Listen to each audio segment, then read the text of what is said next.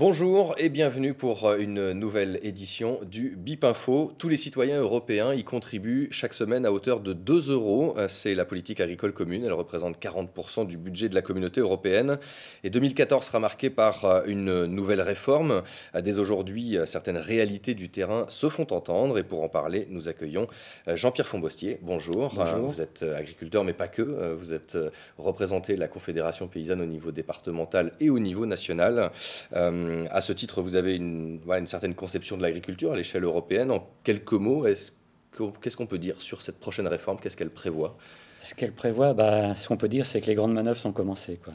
Le point de départ, ça a été quand la Commission européenne a diffusé ses premières intentions, enfin ce qui pouvait être les premières grandes esquisses.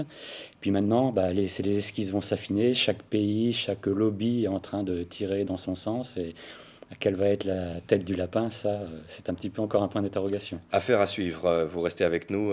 Nous en reparlerons tout au long de ce journal. Et comme chaque mercredi, nous avons le plaisir d'accueillir Morgane Timel. Bonjour Morgane. Bonjour Vincent. Dans la deuxième partie de cette édition, l'actualité culturelle. De quoi allez-vous nous parler cette semaine? Alors cette semaine, on prend la direction du Cher. Alors on va déjà recevoir Michel Delannoy, qui est un ethnomusicologue.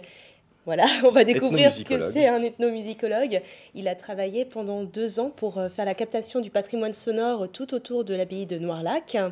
Et ensuite, on prend la direction de Bourges pour découvrir une exposition qui se tient au Château d'Eau. Très bien, merci Morgane. Voilà. Voici pour continuer les titres que nous allons développer aujourd'hui. La République cesse de paraître. L'hebdomadaire basé à Vierzon a été mis en liquidation judiciaire. Une caméra pour 250 habitants. Châteauroux, l'une des villes les plus surveillées. Nous ferons le point dans ce journal.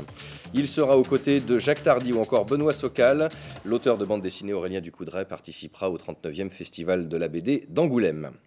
Les difficultés financières n'étaient pas nouvelles, mais la décision du tribunal de commerce de Bourges a été comme un coup de massue pour nos confrères. La liquidation judiciaire de la République a été prononcée hier avec obligation pour l'équipe de quitter les lieux avant midi aujourd'hui.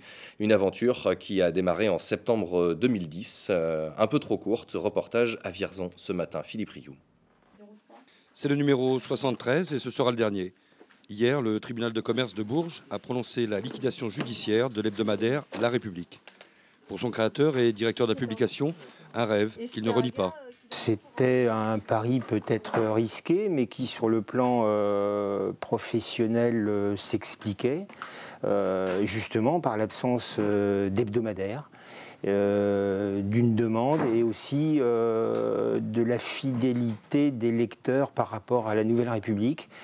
1000 exemplaires vendus en moyenne par semaine, insuffisant pour assurer la pérennité du journal, une situation qui s'explique pour son gérant. Je crois que c'était une erreur de dimensionnement.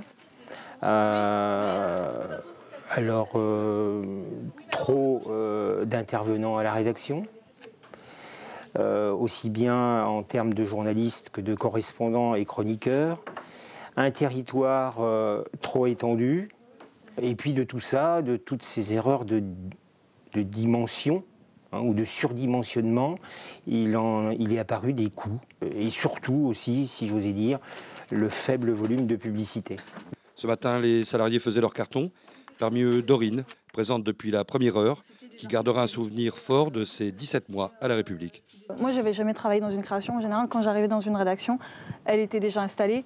Alors que là, on a tout créé, on a fait la typographie, on a choisi chaque rubrique, chaque tétière, on a choisi la forme du journal, on a tout choisi. Donc du coup, c'est pas...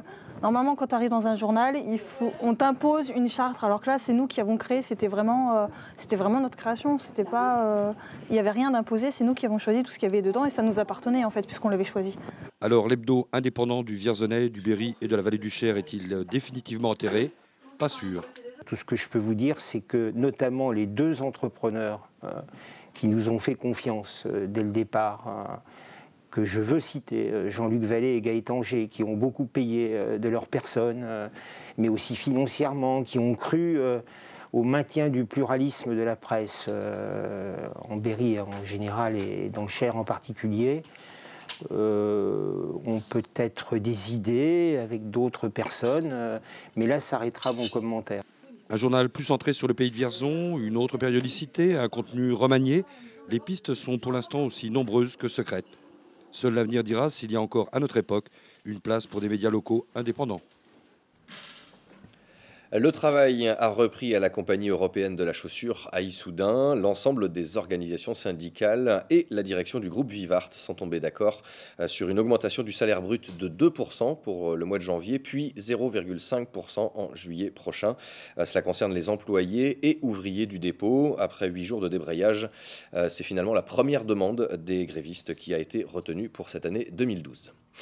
Y a-t-il trop de caméras de surveillance à Châteauroux? Un article du quotidien Les Échos place le chef-lieu du département en tête des villes les mieux surveillées de France. À la fin de l'année, la commune comptera une caméra pour 250 habitants. Comment fonctionne le service et qu'en pensent les habitants? Élément de réponse avec Sabrina Baudouin. Avec plus de 200 caméras installées fin 2011, Châteauroux est l'une des villes les mieux surveillées de France. Le quartier Saint-Jean possède plus de 40 caméras, un système de vidéoprotection censé rassurer les habitants. C'est vrai que pendant une période, on avait beaucoup de voitures qui étaient incendiées, des poubelles auxquelles on mettait le feu. Il y a quelques temps encore, la bibliothèque qui est juste derrière, on avait cassé les vitres. C'est vrai que depuis en a, j'ai l'impression que c'est un peu plus calme. Après, les vidéos de surveillance, c'est bien, mais c'est vrai que j'ai une amie qui habite dans le quartier et combien de fois elle a dû appeler la police parce qu'il y avait des problèmes, mais ils ne sont pas déplacés derrière. Donc oui, c'est un plus, mais entre guillemets, il faudrait également un autre suivi derrière pour que ce soit parfait. Je trouve qu'il y a moins de bagarres, il y a moins... ça traîne moins, déjà. C'est plus tranquille, je trouve que c'est plus tranquille. Les habitants semblent plus à l'aise dans ce quartier refait à neuf, mais pour l'opposition, les caméras sont loin d'être la solution. Si la délinquance a baissé, le sentiment d'insécurité, lui, n'a pas baissé. Et ici, bien entendu, à Saint-Jean, l'année dernière, il y a eu des événements, et ces événements ont été bien entendu regrettables. Et si on avait réellement une police de proximité, il y avait un réel lien entre les habitants et cette police de proximité, on ne s'en serait pas arrivé là où on est arrivé. Il y avait vraiment un manque de dialogue indéniable. Depuis 2001, la ville a créé une police municipale à effectif de 23 et a investi dans un système de vidéoprotection pour réduire les faits délictueux, un système qui coûte près de 200 000 € chaque année à la ville. D'année en année, bien entendu, nous poursuivons la mise en place de ces caméras sur les points sensibles sur lesquels nous estimons, en liaison avec les services de sécurité, bien entendu, nous estimons que la surveillance est nécessaire pour dissuader d'une part, parce que ça c'est très important, et ensuite eh bien, pour permettre de, lorsqu'il y a des plaintes, et donc suite à des faits délictueux, pour permettre de confondre les auteurs de ces actes. Ce sont 2 agents qui visionnent en direct de 8h à 20h les 200 caméras qui filment 24 heures sur 24. Formés pour observer chaque comportement, les agents peuvent réagir au plus vite. Alors ce délit est immédiatement, on va dire, signalé par le biais des radios. Nous sommes équipés avec des radios en relation constante avec la police municipale. Et selon le délit, on transmet également au centre de commandement de la police nationale. Châteauroux n'est pas la seule ville de l'Indre à utiliser ce système. Dior a également investi dans la vidéoprotection en installant une 5e caméra pour surveiller le carrefour du bourg. Et on ouvre à présent une page agriculture avec notre invité Jean-Pierre Fombostier, le représentant de la Confédération paysanne. Alors vous organisiez la semaine dernière une journée de formation finalement pour vos adhérents sur la prochaine révision et réforme de la PAC. Régis Auchard, membre du Conseil économique et social et auteur d'un rapport justement sur cette future PAC, animait cette journée. Est-ce qu'on peut dire que les réformes de la PAC se suivent, parce qu'elle existe depuis 40 ans quand même, cette politique agricole commune. Est-ce que les réformes se suivent et se ressemblent peut-être un peu trop ou pas assez ? Oui, elles se suivent, elles se ressemblent, oui, parce que en fait, les fondements politiques qu'il y avait au départ, qui étaient augmenter les volumes de production, qui étaient restructurer le monde agricole. Harmoniser un peu aussi. Voilà, essayer que les paysans aient des revenus comparables aux urbains. Ces objectifs-là, ils ne sont jamais remis en cause officiellement. On peut aussi se poser la question, restructurer le monde agricole. Restructurer, c'est un terme courtois pour dire faire disparaître un certain nombre d'agriculteurs et agrandir les structures. Si c'était une politique cohérente dans les années 60, au moment des 30 Glorieuses, puisque si on quittait le monde agricole, on trouvait très facilement du travail à l'extérieur, là n'est plus le cas. Et on peut quand même critiquer les nouvelles politiques qui vont apparaître, où en fait l'emploi agricole n'est pas du tout fixé en termes d'objectifs. Alors quels sont les principaux objectifs qui sont affichés finalement ? Ils n'ont pas changé, c'est toujours assurer les volumes de production, Ça, c'est pas remis en cause. Hein. Non, ça, c'est pas remis en cause. Ce qui apparaît un petit peu, c'est un certain verdissement de la politique agricole, quoi. Bon, mais c'est un vert pâle quand même, hein, relativement pâle. Et c'est une tentative. Le volet environnemental qui, pour vous, n'est pas suffisamment. Qu'on voit les contraintes, ce qui serait demandé pour. Cahier des charges. Oui, pour ça, bon, c'est quand même très, très sommaire. Hein. D'accord. Et il y a quand même une volonté d'essayer de diminuer un petit peu les disparités en termes d'aide selon les régions et selon les systèmes, les productions, quoi. Mais bon, c'est une convergence, une harmonisation qui apparemment va se faire très lentement. Et en fait, la Commission européenne va dessiner un grand cadre en disant le mode de distribution des aides, c'est ça, ça et ça. Hein, il y a différentes catégories. Et chaque État aura la possibilité d'activer ou non, plus ou moins, une catégorie ou un type de mécanisme pour donner des aides à ces paysans. C'est laisser plus de largesse aux États et aux régions? Eh ben, en fait, aux États, oui. Hein, on peut dire qu'il y a une sorte de renationalisation de la politique agricole commune. Les régions, là, va y avoir, je pense, une bagarre entre les ministères et les régions, notamment sur ce qu'on appelle techniquement le deuxième pilier de la PAC, pour savoir quelle marge de manœuvre auront les uns et les autres. Alors par rapport à ça, un territoire comme le département de l'Indre, comment va-t-il ou peut-il être touché ou pas touché justement par des nouvelles mesures ou ces nouvelles mesures? Voilà. Alors selon, par exemple, si on prend l'harmonisation, c'est-à-dire actuellement, il y a une forte disparité de primes entre la prime à hectare pour un hectare de blé dans la Creuse ou même l'Indre et en Picardie. En Picardie, ils doivent toucher, pour l'ordre de grandeur, c'est peut-être 400 €. Dans l'Inde, mettons 250 ou 300 €.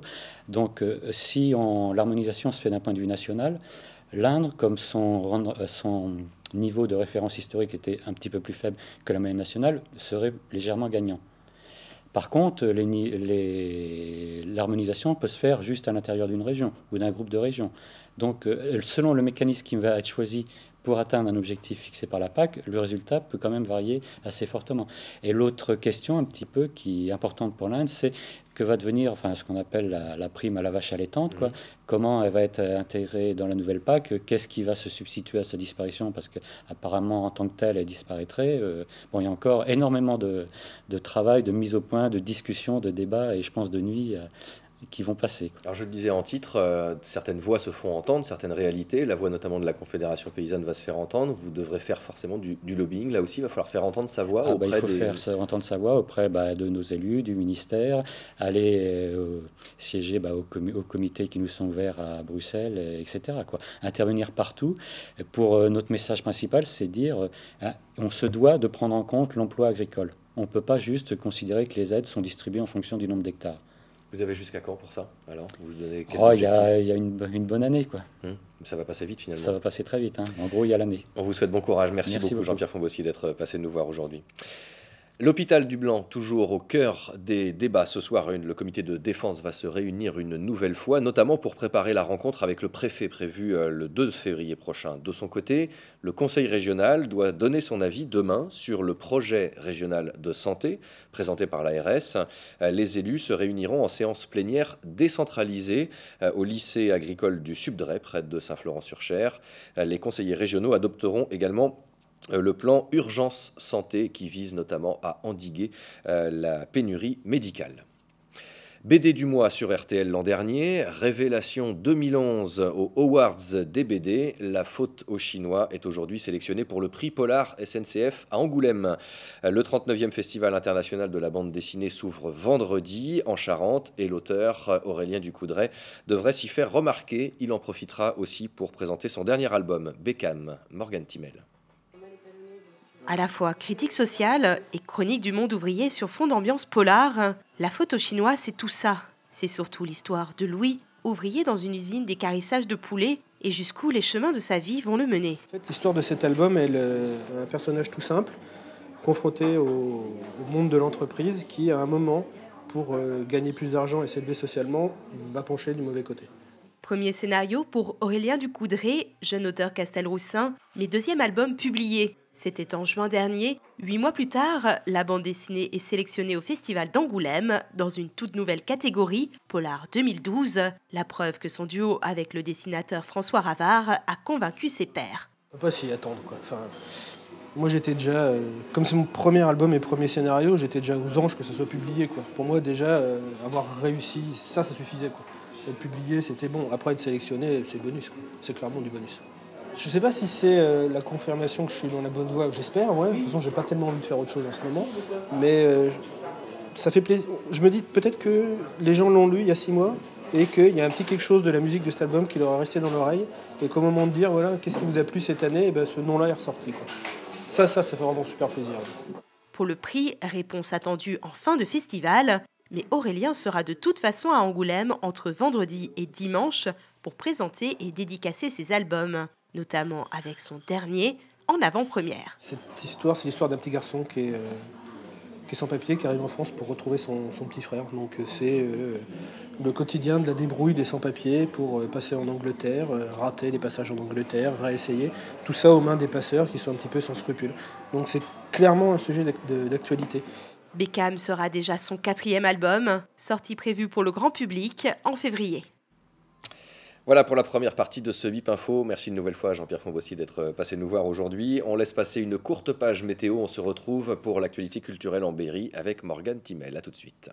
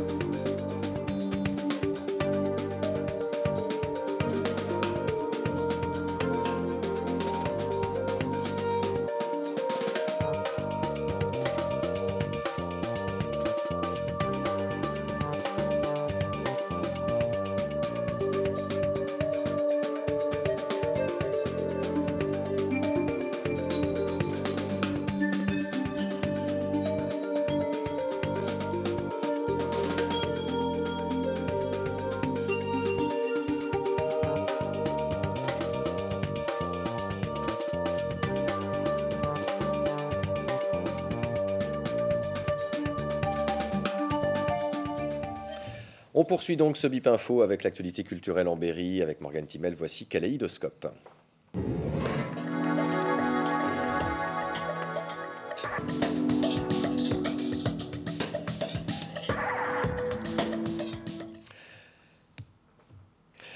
Bienvenue Morgane et bienvenue à votre invité aujourd'hui. Alors aujourd'hui nous recevons Michel Delannoy. Alors vous êtes déjà ethnomusicologue rattaché à l'université François Rabelais de Tours et chercheur associé avec l'abbaye de Noirlac. On peut peut-être déjà expliquer qu'est-ce que c'est un ethnomusicologue ? Volontiers, ça fait l'objet de nombreux cours que j'ai pu faire, nombreux cours. Un ethnomusicologue, c'est un musicologue qui est ancré dans l'ethnologie en même temps et qui s'intéresse aux musiques éloignées, on pourrait dire. Ça avait un sens il y a 50 ans, ça en a de moins en moins aujourd'hui. Toutes les musiques sont proches, toutes les musiques s'entrecroisent. D'accord. Oui. Alors, en plus, vous avez travaillé, donc, parce que vous êtes rattaché à l'abbaye de Noirlac, vous avez travaillé sur un projet autour de ce territoire qui s'appelle justement Son de territoire. Est-ce que vous pourriez nous le présenter ? Qu'est-ce que c'est ? Alors, Son de territoire est le résultat d'une étude, d'un travail qui a été mené depuis 2 ans autour de l'aire territoriale de la commune de Bruère-Alichamps. Mais ça a vocation à s'étendre à d'autres territoires, évidemment, d'autres collectivités, qu'elles soient d'ailleurs municipales ou bien communales ou départementales même, ou même régionales. Et ça s'inscrit dans le cadre du travail et dans la vocation de l'abbaye de Noirlac, qui est un lieu et un centre culturel de rencontre, comme vous le savez, dédié particulièrement au sonore et à tous les aspects du sonore. Concrètement, vous vous êtes un peu promené sur la commune de Bruère-Alichamps en laissant traîner votre micro en captant des sons. C'est à peu près ça. L'idée était au départ d'essayer de comprendre de quoi était fait cet environnement sonore d'une commune du centre de la France et comment le social était intriqué avec cet environnement sonore. Il s'agit de travailler sur les sons du social, en quelque sorte. Et on s'aperçoit, après 2 ans que depuis 2 ans que cette étude est commencée, je me suis aperçu que le sonore était partout. Il est partout dans les faits, mais il est aussi très présent dans les représentations des gens. Mais il n'est pas toujours identifié comme tel. Voilà, je prends un exemple. Le sonore, par exemple, régit largement la mémoire que certaines personnes âgées peuvent avoir d'une carrière de 20 ans ou 30 ans dans une des usines, par exemple, de Bruyères-Alichamps. Voilà. Alors, aborder cette mémoire du travail à partir de la mémoire du sonore, voilà qui nous en dit beaucoup, vous voyez. C'est vraiment la création d'un patrimoine sonore à un instant un peu T. Alors, ça constitue un patrimoine sonore, mais l'objectif n'est pas prioritairement celui-là, n'est pas de définir un patrimoine. L'objectif, il est plutôt au présent, n'est-ce pas? Qu'est-ce que c'est aujourd'hui alors, je pourrais dire l'identité de Bruyères-Alichamps, par exemple, mais ça peut s'étendre à d'autres territoires, comme je le disais. Et qu'est-ce que c'est que cette identité? Eh bien, on va se servir du sonore pour essayer de l'élucider, de l'élucider. Voilà. Donc, c'est l'identité sonore, certes, c'est-à-dire le cours du Cher, le son particulier de la résonance dans l'abbaye de Noirlac, le son des usines qui habitent Bruyères-Alichamps, le son de la place centrale, le son du coiffeur, etc.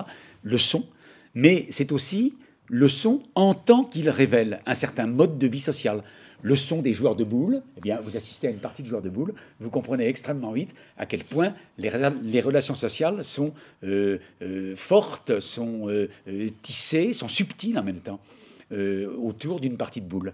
Et le son révèle cela. Si on écoute vraiment, si on prend vraiment soin d'écouter ce qui se passe dans une partie de boules, eh bien, on comprend beaucoup d'éléments de la relation sociale. Donc là, vous avez travaillé pendant 2 ans vraiment sur cette commune. Est-ce que vous allez poursuivre vos travaux ou c'est entre guillemets un peu fini? Ça y est, vous allez livrer vos résultats et puis ça... Alors, quand je suis arrivé à Bruyères-Alichamps, à la demande de Paul Fournier, directeur du Centre culturel de rencontre, j'ai commencé par faire la visite de Bruyères-Alichamps. Je me dis, jamais je pourrais faire une étude là. C'était un soir d'été, il n'y avait absolument personne. Il y a une mobilette seulement qui a traversé le village à toute vitesse. Donc j'étais très sceptique en fait. Après 2 ans, je me dis qu'il me faudrait encore beaucoup plus de 2 ans, plutôt 20 ans pour vraiment comprendre et vraiment tirer tout le parti qu'on peut tirer de ce patrimoine sonore. Un patrimoine donc, que vous mettez à disposition des gens. Il y a un site internet qui va être ouvert on vient très donc bientôt. à ce que vous évoquiez en commençant, c'est-à-dire la base son de territoire. Il s'agit donc d'un site internet qui est une forme avant tout de restitution à la population de Bruyères-Alichamps, de la restitution de son patrimoine sonore. Donc, il y a une adresse de ce site, vous allez la donner, j'imagine. Je vais la donner, c'est www.sondetterritoire.fr. Alors, son et territoire au pluriel. Et en un seul mot. Et en un seul mot, tout collé. Voilà. Donc voilà, pour le grand public et puis les habitants de Bruyères-Alichamps, s'ils veulent découvrir un petit peu leur identité sonore. L'entendre autrement, y prendre plaisir, le cas échéant. Et pour nous, scientifiques, mieux comprendre comment s'organise dans une société la gestion du sonore. Très bien. Merci à vous, Michel Delannoy, d'être venu partager cette expérience sur le plateau de Book TV. Merci. On poursuit ce kaléidoscope avec de l'art contemporain, chère Morgane. Alors oui, on continue. Alors on reste dans le Cher. On va se diriger vers la commune de Bourges, avec notamment une exposition qui se tient en ce moment au Château d'Eau. C'est sur la place Sérancourt. Donc c'est un lieu d'art contemporain qui a été mis à disposition depuis le début des années 2000. Alors, généralement, c'est des créations qui y sont faites. Là, cette fois-ci, c'est Mario De Souza, un artiste venu de Mentou Salon, qui propose une œuvre qui s'intitule La Danse. Voilà, donc c'est assez particulier, avec une ambiance assez proche d'une chapelle, plein de résonances. Voilà, donc on découvre le reportage.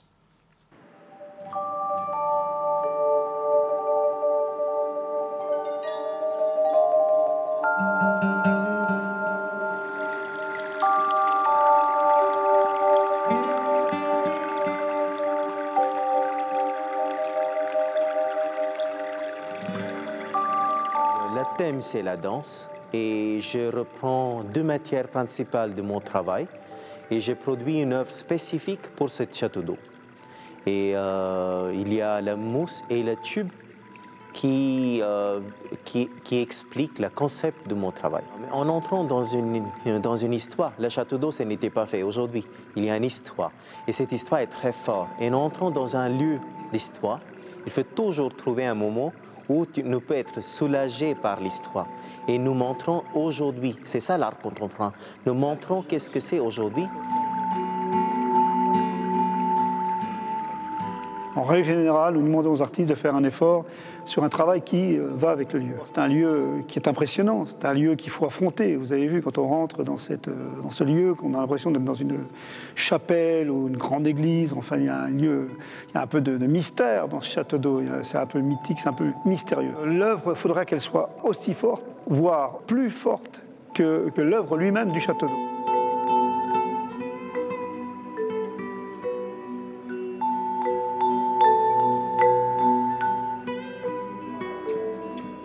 J'avais toujours l'idée classique d'imaginer, ça va être comme ça. Mais en retrouvant dans l'espace donné, il y a beaucoup de surprises. En entrant dans un espace donné pour un plasticien, c'est comme un investissement. Il faut investir tout de suite. Il faut être vigilant. Il faut observer chaque détail de cet espace. Même en installant, j'ai compris tout de suite que je commençais dans un coin, je suis allé à l'autre coin, mais je ne retrouvais pas le coin que je commençais ou la boue que je commençais. Et c'est très beau parce que le lieu a beaucoup de magie aussi.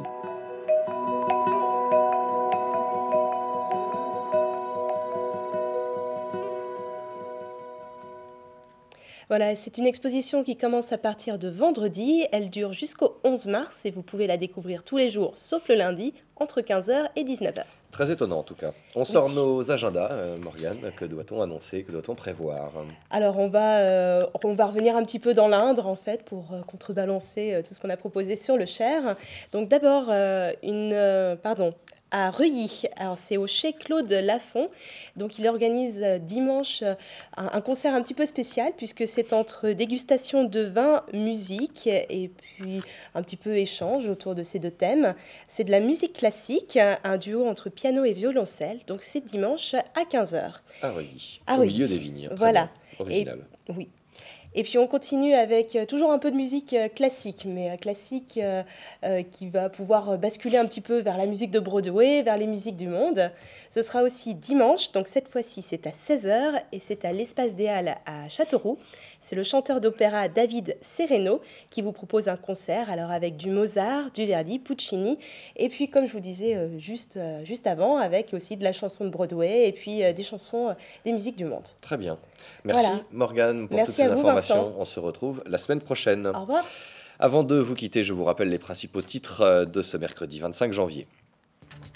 L'hebdomadaire La République ne paraîtra plus. Nos confrères ont été contraints de faire leur carton ce matin à Vierzon. 25 nouvelles caméras seront installées sur Châteauroux cette année. L'objectif est bien de dissuader et rassurer. Aurélien Ducoudray à Angoulême, le scénariste et auteur de bande dessinée, pourrait y recevoir un nouveau prix, un nouveau titre pour son ouvrage La faute aux Chinois. C'est la fin de cette édition. Merci de nous avoir suivis. Dans un instant, vos prévisions météo plus complètes. Et puis ce sera Ultrason, le magazine de toutes les musiques avec la musique électro ce soir. Demain, vous retrouverez Linda Kerfa pour l'information à 18h30. Je vous souhaite de passer une excellente soirée.